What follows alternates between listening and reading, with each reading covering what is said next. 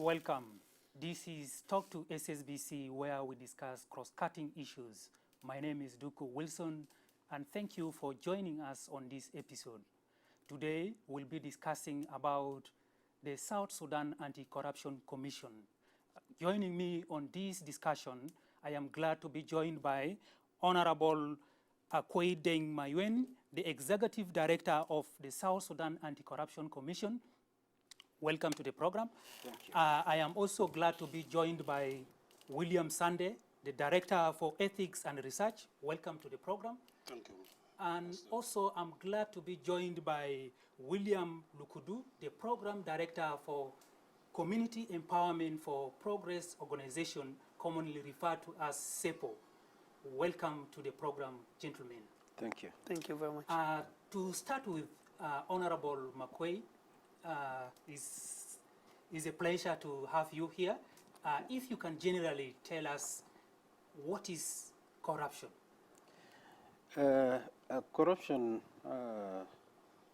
is not an easy term to define. Judging even from the international normative standards, like take for example UNCAG, which is the United Nations Conventions Against Corruption, although it is like the generally accepted legal instrument for corruption in the whole world, it has not tried to define corruption. So what it resorted to is just prescribing some offenses as being corruption offenses. And this is what our legislators actually followed. So if you see the definition of corruption under the Anti-Corruption Commission Act 2009, Section 5, it defines corruption to be the offenses sanctioned under the Penal Code Act that range from Section 89 to Section 102, and then Section 105 to 108. And the group of these offenses includes like bribery, extortion, embezzlement, obstruction of justice. These are abuse of office. These are like the offenses that are referred to as being corruption offenses. Okay. Yeah. Mr. William Lukudu, thank you for joining us. What does the civil society, because I believe the Community Empowerment for Progress Organization is within the framework of civil society, what does the civil society understand with the word corruption? Thank you very much for the question, and thank you for inviting us to the show. Of course, from what the previous speaker has just stated, indeed, there is no universal, acceptable or agreed definition of what corruption is. But of course, those descriptions of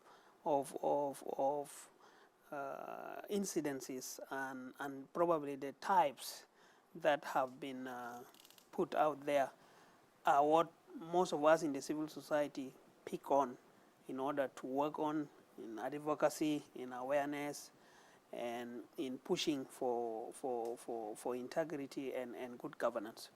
So for us, the Commission and what it does, it's so close to our heart because of the elements of accountability, transparency, integrity, ethical, leadership, and as well as, of course, achieving good governance.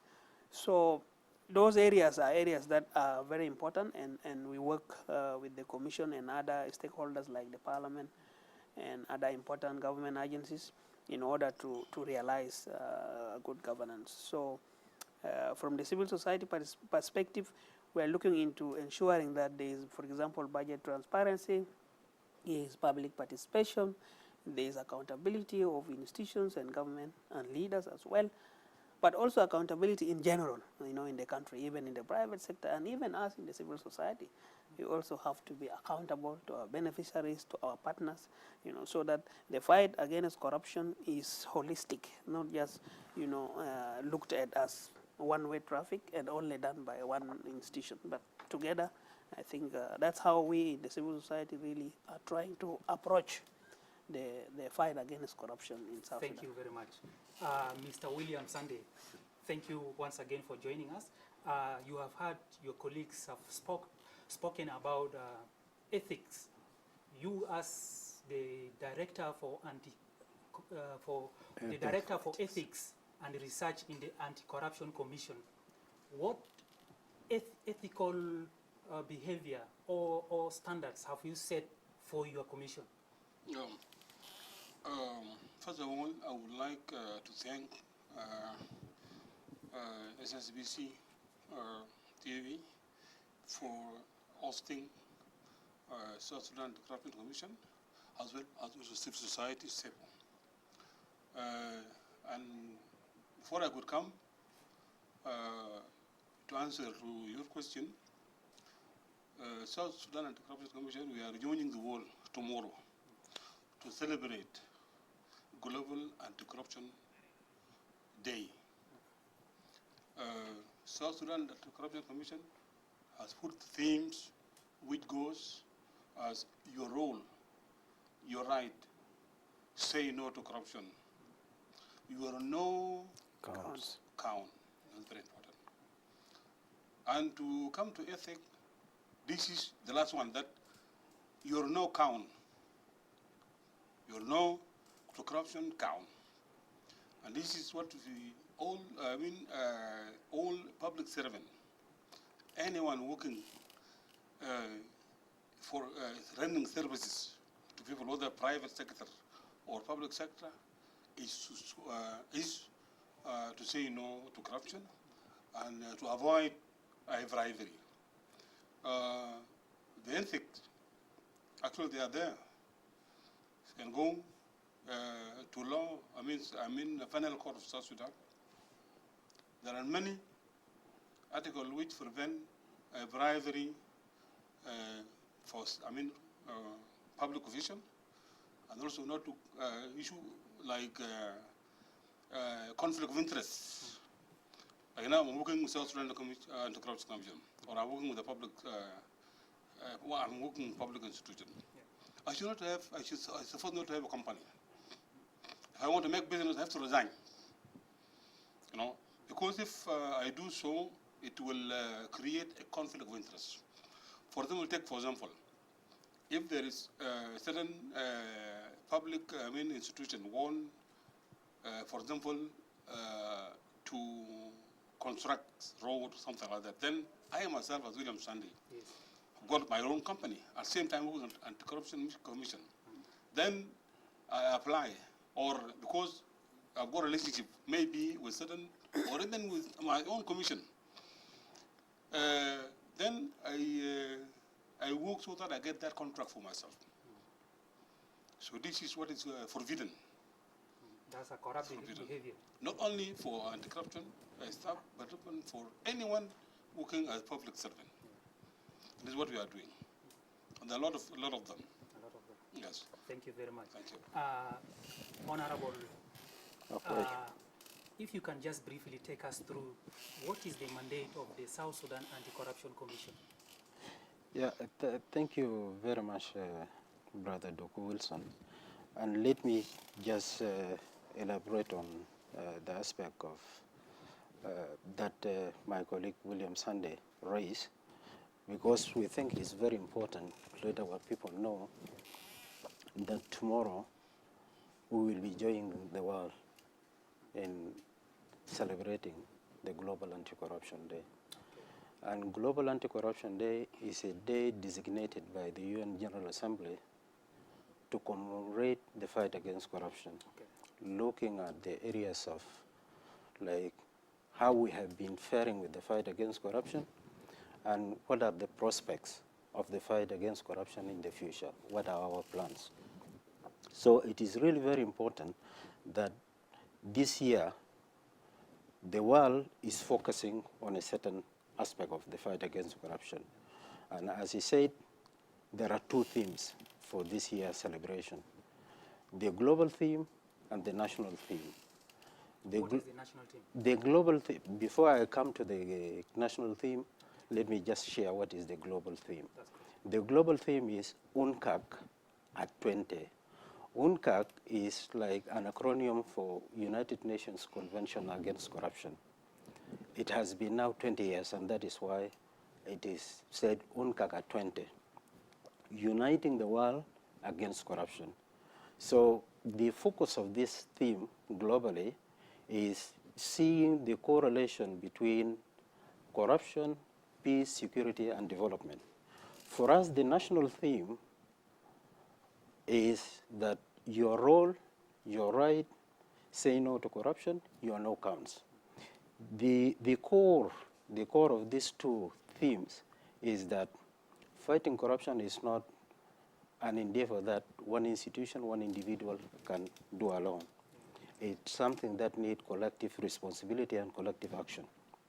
And that is why we want to take this opportunity to appeal to our people that each and every one of us has a responsibility to play in the fight against corruption. For us as Anti-Corruption Commission, we have been actually doing the fight all along since the establishment of the commission in 2006. There are limited success stories that we can share, but most of it, there are challenges that are facing the fight against corruption, and that is why it is really very necessary that we appeal to the competent institutions that are mandated with fighting different aspects of corruption, and core role players like the civil society, that let us join hands together this year to fight corruption, and we rid our country of the fight of corruption. Okay. Yeah. Mr. William, I'm coming back to you. Is the Anti-Corruption Commission, the South Sudan-Anti Corruption Commission, known in South Sudan by the public? Yeah? Is it known by the public? Yes. South Sudan-Anti Corruption Commission is known by public. Through different activities. Since its establishment, and when we are executing its mandate, one of them is corruption prevention and education, and awareness, like what we are now doing today. Other years we used to conduct at level of South Sudan Global Anti-Corruption Day, where staff used to stand, office used to send staff to state, because we have got offices in the state, and the corruption has got offices in each states. And through activities such All as the 10 states and the yes, 3 10 administrative states areas? South Sudan at that time. Okay. And through it, the commission was known. Apart from this, commission with other partners like Bureau of Statistics, we have twice conducted corruption corruption survey, perception survey, where we send staff to interview the public about how do they perceive corruption in South Sudan. Also, it was done in 2015, where we send staff so that to interview public, and finding of that perception survey were published. So through it, corruption were known. Even they were asked whether they know anti-corruption or not. Most of them stated that they know. Okay. And some stated that they don't know. Yeah. Mr. William Lukudu, what is the role of the civil society in the fight against corruption in South Sudan? Thank you, Wilson. Just from what I had stated, it's very clear that the fight to win, against corruption is not an individual institution's fight. it's not only the commission, nor the office of the president, nor parliament. You know, it's all collective responsibility, nor even the civil society alone. Not us alone can fight corruption. With our advocacy, with our press releases, with our press statements, that cannot fight corruption alone. But we have to work together if we really want to eliminate corruption in the country. So the question of awareness raising really becomes very critical for all of us to do. Just like what Director William said, in the past there are activities that the Commission have done that civil society have participated in. And of course, we look forward to more collaborations on this front. There are also other innovative initiatives that probably with the use of technology that, together with the Commission, we could also venture into, using social media, to be able to gather informations. Most of us see in the social media a lot of informations that are so could be beneficial to the Commission, although they are yet to be verified how relevant but also true are they before they can be considered informations that are useful for the fight against corruption. So it really requires everybody to contribute. I'm glad you are doing your work here as a media. Other media houses are also requested to continue to do the same, and that together we'll be able to minimize corruption in the country. Okay. Honorable, Yes. if you can allow me to read this article Please. from the Constitution, Article 120, Section 1 of the Transitional Constitution of the Republic of South Sudan, Section 35 of the South Sudan-Anti Corruption Commission Act, 2009, Section 128 of the Penal Code Act, 2008, and the Presidential Order Number 30, 2011, for the declaration of assets and prohibition of private sector business in the Republic of South Sudan. These laws, your commission is mandated to administer assets and liability declaration. Have you done that exercise yet? Before answering, I just need to do a bit of clarification. Yes. What is prohibited is not general private business. It is only for public office holders, especially the categories mentioned in Article 120.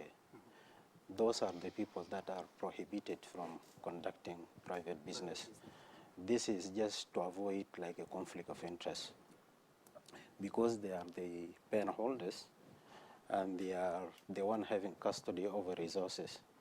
If they are allowed to do business and there are no proper safeguards, as human beings, they will tend to misuse the powers that they have to benefit themselves, rather than the ethical requirement that the power and resources should be held for the interest of the public, but not for private interests. So that is a clarification. Regarding the answer, what did the anti-corruption do? We put in place a system. We developed first. We developed like asset declaration form, which is there now, and we use it to collect information. It was disseminated, and some people, categories that are meant to fill the asset declaration, they fill the declaration, they brought it. The challenge is the frequency of reporting. Like the office holders are supposed to report annually. Sorry to cut you short.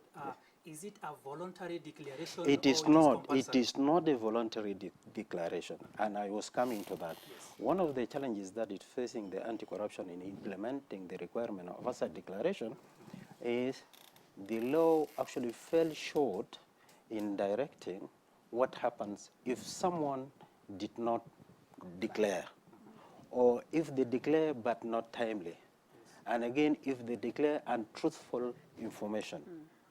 What happens? The law is not very clear on that, and that is why in the recent, after the conclusion of the revitalized peace agreement, there is a requirement for Anti-Corruption Commission to be reformed. And recently, 2 months ago, we concluded the review of the Anti-Corruption Commission Act, where we try to address those gaps.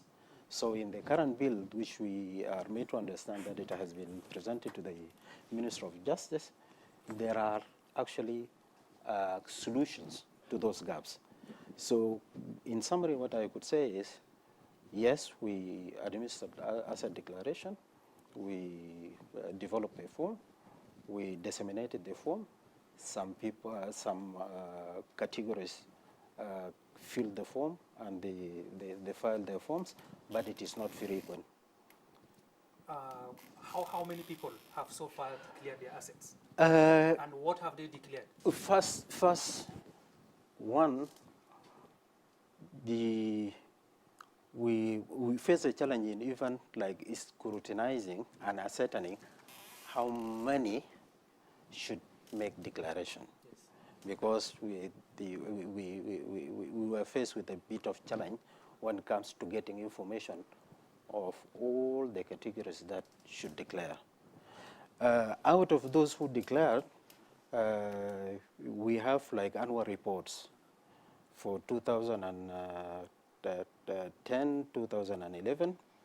You will get the information regarding actually how many have actually declared their asset. But the question is, what is the utility of those that declared their assets? Because you are required to declare your asset, the assets of your spouse, and your children, and business associates. Now, if that information is declared to the Anti-Corruption Commission, what the Anti-Corruption Commission should do is verifying that information to check whether it is truthful or there are gaps. And again, after checking and scrutinizing, we should use the asset declaration information to see whether there is a discrepancy between the legal income of the person who declared and the actual assets that he is amassing.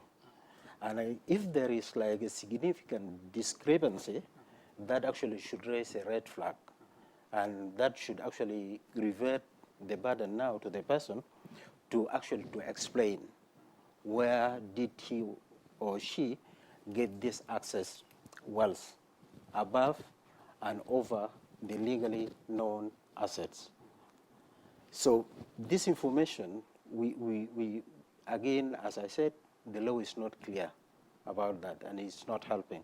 We tried to address that in the recent bill that was presented to the Minister of Justice, and we are hopeful that if it passes the test of approval, there will be solutions to the current challenges. Mr. William, what is the capacity of the South Sudan-Anti Corruption Commission in terms of maybe trying cases of corruption? Okay. It's a very good question. And I think you asked me before concerning whether the commission is known by South Sudan or not. At the time when the commission was well resourced and well funded, we were able to do what they required from us, including receiving cases of corruption, investigating them, and cases which actually we found that Corruption Act has taken taking place according to the law, South Sudan-Anti Corruption Act 2009. You have to refer that cases to Minister of Justice. So the commission has no legality to try people, the corrupt perpetrators. If I may just come in here. Our mandate does not extend to adjudicating corruption offenses. We are a law enforcement agency. Our mandate under the 2005 Constitution was to investigate cases of corruption, and if evidence warrants prosecution, we refer the cases to the Minister of Justice. We face challenges in that respect, and that is why under the 2011 Constitution, during the independence when the Constitution is being reviewed, the Anti-Corruption Commission was given the mandate to prosecute. So the best we can do is investigate and prosecute. We don't adjudicate cases, we don't try cases. Trying of cases is a prerogative of the judiciary of the South Sudan. How does the civil society act as a watchdog in the fight against corruption? Thank you again for your question. Definitely, the civil society, using its different wings in terms of organizations and networks, it's watching in terms of the corruption practices, whether in terms of in public sector or in private sector. The civil society tries its best to act as watchdog. Of course, from what the executive director has enumerated, definitely there are also challenges in this fight that we are not immune from. And as a watchdog, of course, you have to ensure that before you bring out something, you have to have clear evidence for you to be able to push a case forward. But we are trying our best through our participation in different mechanisms. For example, we are in the if we talk of the agreement mechanisms, we are in the NCAC, the National Constitution Review Committee. We are there in Strategic Defense and Review Board. We are also there in the recently formed technical committee also for the Commission for Truth, Reconciliation and Healing. A good number of civil society are there, and many other platforms that are all meant to voice really the concerns and things that civil society see are not right. So we try our best to put this forward, but I think we can do more. We can do more when we collaborate together with the Commission and other important government agencies, especially on the budget, for example, the national budget, which is appropriated every year. But normally when it comes to spending, you find that budgets spend more than what has been budgeted or approved. And then even sometimes we also question legislators why they don't question, certain budgets. Yet supplementary budgets are not even brought before Parliament for you to be able to get additional funds for your agents. So we are trying through different spaces to ensure that we play our role, and so that leaders, public officials, submit to the Constitution and laws of the country. Okay, thank you very much. Honorable, since the Anti-Corruption Commission was formed, how many corrupt cases have you tried and produce them in court? Again, let me just repeat myself. Our mandate does not extend to trying cases because, as I said, that is a prerogative of the judiciary of South Sudan. But I take your question to mean the cases that we investigated You have investigated and prosecuted.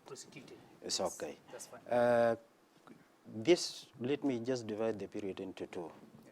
The period before we had the power to prosecute, and that is the period extending from the establishment of the commission to 2011, when the new constitution was adopted. Before that period, as I said, under the interim constitution of South Sudan, we had only mandate to investigate, and if there is evidence warranting prosecution, we refer the case to the Ministry of Justice. This is according to our Section 33, Section 2. The challenge we face with that is we are advised that we don't have a role to play after submitting the case to the Ministry of Justice. So the few cases that we submitted to the Ministry of Justice, we don't know what happened to them. And maybe if our colleagues from the Ministry of Justice were to be, they would be the right people now to tell the people of South Sudan what happened to the few cases that were submitted for prosecution. The second period is the period of the interim constitution of 2011, where we were granted the mandate to prosecute. And again, that constitutional mandate, you need an enabling act to exercise the mandate to prosecute. And after being granted the power to prosecute under the 2011 constitution, we drafted a bill which will actually operationalize the power to prosecute. We presented that bill for enactment, and again, it did not see the light of the day. We don't know the reasons. We don't want to blame anybody. But that bill was not actually enacted. So we have the constitutional mandate, but there is no enabling act. So we are stranded. The few cases that we investigated, we cannot process them because of this technical aspect of it. This is one. The other aspect is, since 2011, and especially after the introduction of austerity measures, the Anti-Corruption Commission suffered very much from underfunding. And we know cases of corruption are resource intensive, need a lot of money to investigate. And again, there is no sufficient resources allocated for the commission to conduct the investigation. So a bit of both, a bit of like a technical aspect of not having like the enabling act and the aspect of underfunding. Those two aspects together, they impacted the capacity of the anti-corruption to process cases for investigation and for prosecution. Now, with the current development, as I said, with the introduction of the Anti-Corruption Commission bill and the recommitment of the leadership of the country, they recommitted themselves under the revised class peace agreement to strengthen the anti-corruption, which we think will mean adequate resourcing. So we are hopeful that with the enactment of the Anti-Corruption Commission Bill 2022 and the leadership honoring their commitment under the agreement, the commission will be adequately resourced, and then we will be in a position to do more than what we are currently doing. I think let's go for a short break, then we shall come back. Thank you. Viewer, we are going for a short break. We shall be right back. Please don't go away.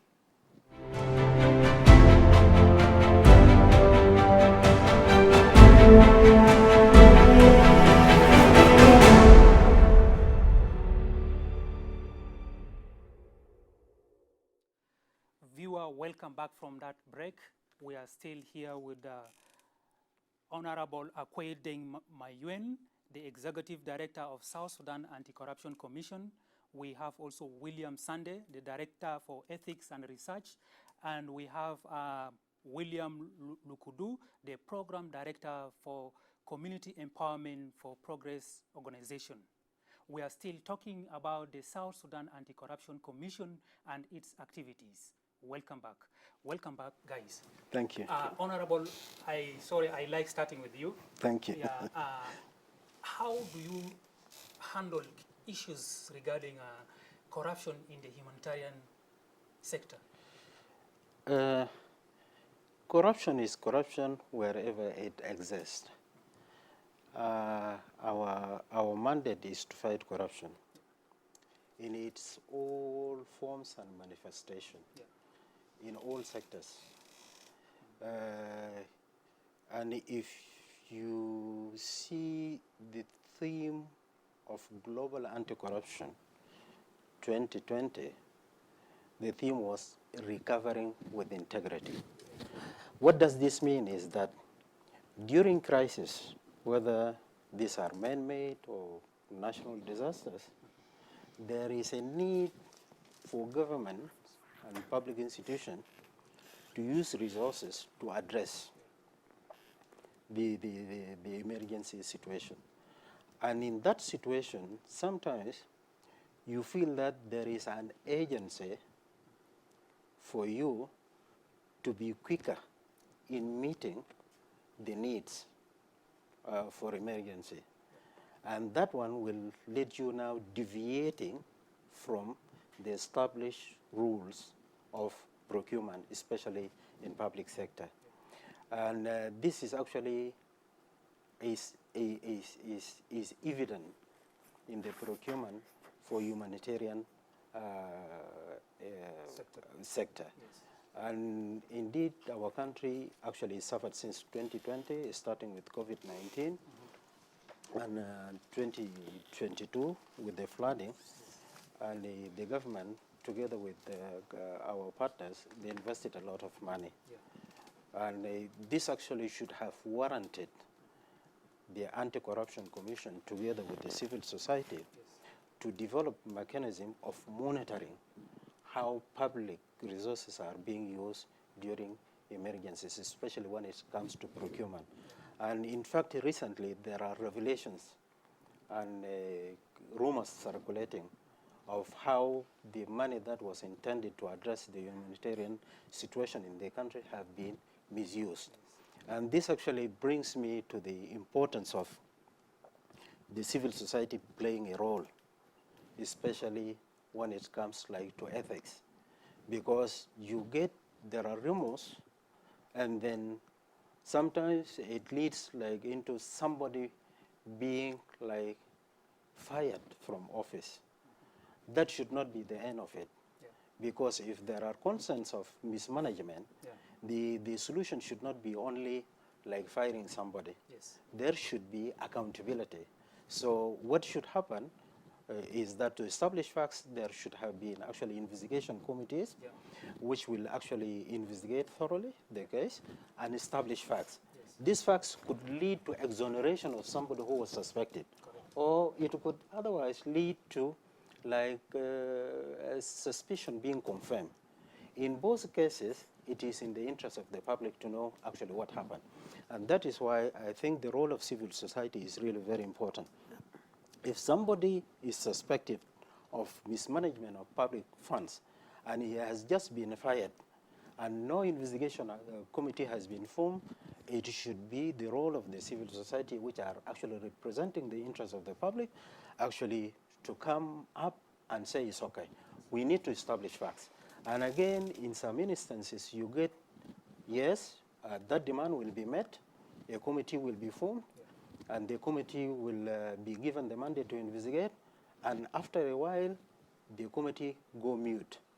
The public do not actually know what are the findings of the committee.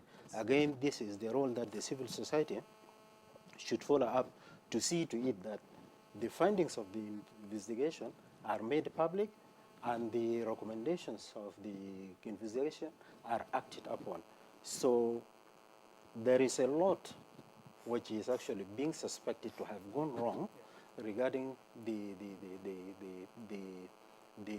use of public resources in addressing the current emergency in the country. But unfortunately, as I said earlier, the Anti-Corruption Commission is constrained when it comes like to the issue of resources. And when we talk of resources, it's not only money. Thank you very much. William, you have heard him talking much about the role of the civil society in the fight against corruption in the humanitarian sector. What has the civil society done in that regard? Thank you so much for your question once more. Indeed, the humanitarian sector or the NGO world in general cannot be excluded from the fight against corruption. And I think, as the director indicated, there are a lot of wild rumors that have circulated in the country in the last 2 to 3 years, especially during the crisis, where, foods, for example, that are meant for vulnerable people have disappeared. Drugs that are meant for people who are suffering have disappeared. Money, probably, that is meant for people who are suffering have not gone as sufficient as it should have happened. So all these things have happened, and I think these are lessons that going forward the Commission and those of us in the civil society and the private sector should really devise ways of how to be able to get and generate informations that can be used really to stop this, because if we let this continue, it is continuing to harm our people, really. And one of the things that we will be putting across in the celebration tomorrow is to really appeal to the leadership of the country, and particularly the parliament, in regards to the commitment they made on the reforms of the Anti-Corruption Commission. Strengthen it, give it more power, give it more resources, and we're going to appeal that we will need to have really a whistleblowers legislation, so that when an individual X has critical information for the commission, he or she should feel safe when he or she shares the information, and then it's later on known, for example, that it's so and so, that he or she will not be in trouble. For example, if I'm the one who shared the information with the director, that you as my colleague should not, automatically suspect that it's me who took it, and therefore you sue me, all right? So that is something that we are trying to look at, because for now there is no protection as far as sharing such information is concerned. So there is that fear for you to be able to share such information. Probably the information is out there, it's a lot, but the mechanisms of how to get that information, who to give it to, what is my protection, or commonly known in South Sudan as what is my incentive. Thank you very much for that. The executive director said that resources is one of the challenges to fight the corruption cases in South Sudan. What other cases or what other challenges are there that maybe you might want to add? Let's be brief because we are running out of time. Okay. Fighting corruption is it is like also fighting in the war. Yes.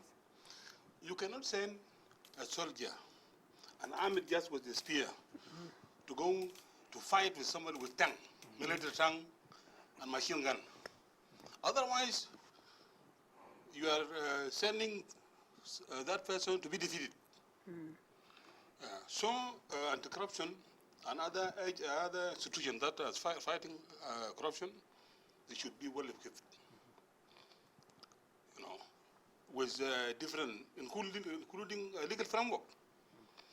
As we have just put it, many cases were investigated, and according to the law, they were referred to the Ministry of Justice, and they are still now. They are not gone to the church, to the court. Why? Because of law. So the current, the law which is now reviewed, we are requesting that to be enacted very quickly, so that it can mandate the commission to prosecute. There are so many challenges. Yeah, there are many challenges. Coming to you. Yeah. What is the future plan of the South Sudan-Anti Corruption Commission, maybe 2 years from now? Okay, actually we are looking into adapting a new strategic plan. The first one was adopted in 2010 and it ended in 2014. Yeah. And in the process of adopting new strategic plan, we wanted it to be like evidence-based, and that is why we conducted what my colleague referred to earlier, Corruption Perception Survey 2016, because we need now to know from our general public how we have fared with the implementation of the strategic plan, so that we know the areas that we have implemented well, so that we maintain them and build on them, and then we review the areas that we failed on. Again, another tool that we used was the review of, we commissioned a third party to come and audit our implementation of the strategic plan. We will use again that one to actually feed into the development of the new strategic plan.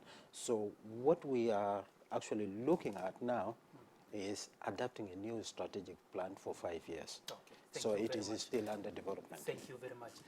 In 1 minute, what is your last message, Mr. William? Thank you very much, Wilson, again. My last message really to all of us as South Sudanese on the eve of the Global Anti-Corruption Day tomorrow is to urge all of us as South Sudanese to work for a free, corrupt South Sudan, and urge our government offices, especially the governments that are mandated, departments that are mandated to resource the commission. Please give the commission as much resources as possible so that they are able to execute their mandate as the Constitution requires. Thank you. Sunday? Okay, my message is that all of us should play our role. Play our role to fight the corruption, because it is our right, the right of everybody, and we have to say no to corruption. Our no, it is very important, it is count. If we do so, we will be able to combat and minimize corruption, because it actually affects everybody, including the corrupt person. Thank you very much. Thank you very much. Sir, your last message. My last message is that corruption is too costly for our country to afford. So it is high time for us to act against corruption. And as I said earlier, and as my colleagues just said, we need collective action against corruption. So each and every one of us, being an individual and institution, has a role to play. If you want to know more your role, the commission is open. Because of the limitation of time here, we cannot elaborate more. If you are a normal citizen and you want to know your role, we are open. You will know more about that. If you are a civil society, you know your role, that is good. You don't know, we are open. So let us all work together against corruption, because our country is too challenging in terms of resources, and we cannot afford the cost of corruption. Thank you very much. Thank you. Thank you guys for giving us your time to talk to SSBC. We have come to the end of this program and hope that we shall meet again and talk on a different issue some other time. Thank you. Thank you. Viewer, we have come to the end of this program. Thank you for watching. See you again next time in the coming episode. I am Duko Wilson, your presenter. Thank you very much. Thank you.